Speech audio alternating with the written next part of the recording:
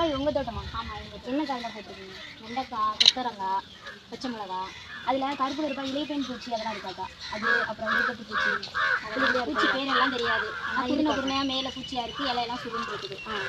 இப்போ வந்து அதுக்கு வந்து ஒரு பூச்சி விரட்டி மாதிரி இருக்காது. என்னன்னா புகையிலை கரைசல் அப்படின்னு சொல்லுவாங்கக்கா. புகையில போடுவாங்கல்ல உங்களுக்கு அதை வச்சு பண்ணுறதுக்கா என்ன பண்ணணும் அப்படின்னா, இந்த புகையிலை வந்து 1 கிலோ கணக்கு எடுத்துக்கணும். இப்போ நீங்கள் 1 கிலோ புகையில எடுத்துக்கிட்டிங்கன்னா 10 லிட்டர் தண்ணியில் போட்டு அதை வந்து 1 மணி நேரத்துக்கு வந்து கொதிக்க வைக்கணும். நல்லா கொதிக்க வச்சோம் 1 மணி நேரம் கொதிக்க வைக்கணும்னா எப்படி தண்ணி சுண்டிடும்லக்கா 5 லிட்டர் அளவுக்கு வந்துடும். அந்த அளவுக்கு வர அளவுக்கு நல்லா கொதிக்க வைக்கணும். கொதிக்க வச்சதுக்கப்புறம் ஒரு 10 மணி நேரத்துக்கு நீங்கள் கொதிக்க வச்சுட்டு அப்படியே வச்சிடணும். வச்சுட்டு அதுக்கப்புறமா அந்த புகையெல்லாம் வடிகட்டினா இந்த மாதிரி வந்துரும்க்கா. இது நைட்டே பண்ணியாச்சு 10 மணி நேரம் ஆச்சு இந்த மாதிரி வந்துடும். இதுக்கப்புறம் என்ன பண்ணணும்னா இது அப்படியே நம்ம அடித்தோம் அப்படின்னா இதுக்கு வீரியம் ரொம்ப அதிகமாக இருக்குல்லக்கா. அதனால செடிக்கு வந்து பாதிப்பு வந்துடும். அதனால என்னன்னா தண்ணி கூட கலந்து ஸ்ப்ரே பண்ணலாம். எவ்வளோனா 10 லிட்டர் தண்ணிக்கு வந்து 100 ml எடுத்துக்கோங்கக்கா. 10 லிட்டர் தண்ணிக்கு 100 ml எடுத்து கலந்து ஸ்ப்ரே பண்ணிக்கலாம். ஸ்ப்ரே பண்ணிங்க அப்படின்னா நீங்கள் சொன்னீங்க அந்த இலைப்பெண் பூச்சி தட்டுப்பூச்சி அது எல்லாமே வந்து நம்ம கட்டுப்படுத்தலாம். அதே மாதிரி நீங்கள் இதை அடிச்சிங்க அப்படின்னா இப்போ பூச்செடிலாம் போட்டிருக்கீங்கன்னா கண்டினியூஸாக வந்து மகசூல் கிடைக்கும். அவ்வளோதான்க்கா.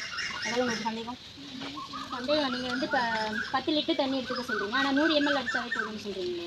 10 லிட்டர் தண்ணி இல்லை இதுலேருந்து 100 ml எடுத்து கலந்து அடிக்கணும்க்கா. இதை வச்சுக்கலாம் எப்போவுமே. மருந்து எப்போவுமே வச்சுக்கலாமான்னு கேட்குறேன். எப்போவுமே ஒரு 10 நாள் 1 வாரம் அந்த மாதிரி வச்சுக்கோம். அதுக்கப்புறம் முடிஞ்சிடும். எப்படியும் கொஞ்சம் கொஞ்சமாக செஞ்சு அதுக்கப்புறம் யூஸ் பண்ணிக்கலாம். தண்ணியில் கலந்து அடிக்கிறப்போ என்ன பண்ணணும்னா இந்த சோப்பு தூள் இருக்குல்லக்கா, சோப்பு தூள் வந்து கொஞ்சமாக கலந்துக்கணும். எதனால் அப்படின்னா நீங்கள் இப்போ செடியில் அடிக்கிறப்போ அதில் நம்ம மருந்து அடிக்கிறது ஒட்டிக்கணும் இல்லைக்கா. ஒட்டிக்கிட்டால் தான் வந்து பூச்சி எல்லாமே போகும். அதனால கொஞ்சோண்டு சோப்பு தூள் வந்து கலந்து அடிக்கணும். நன்றிக்கா. நன்றி. இதிலேருந்து நம்ம இப்போ 2 லிட்டர் இப்போ 1 லிட்டர் தேங்காய் பால் எடுத்துக்கிட்டீங்க, 1 லிட்டர் தேமோர் கரைச்சி 1 லிட்டர் தேங்காய் பால் 1 லிட்டர் மோர் எடுத்துக்கிட்டிங்கன்னா 2 லிட்டர் கலக்கி வைப்போமா.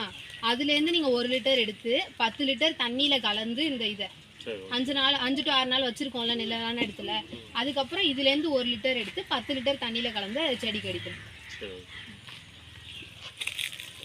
இப்போ இதை எடுத்துக்கிறீங்களா?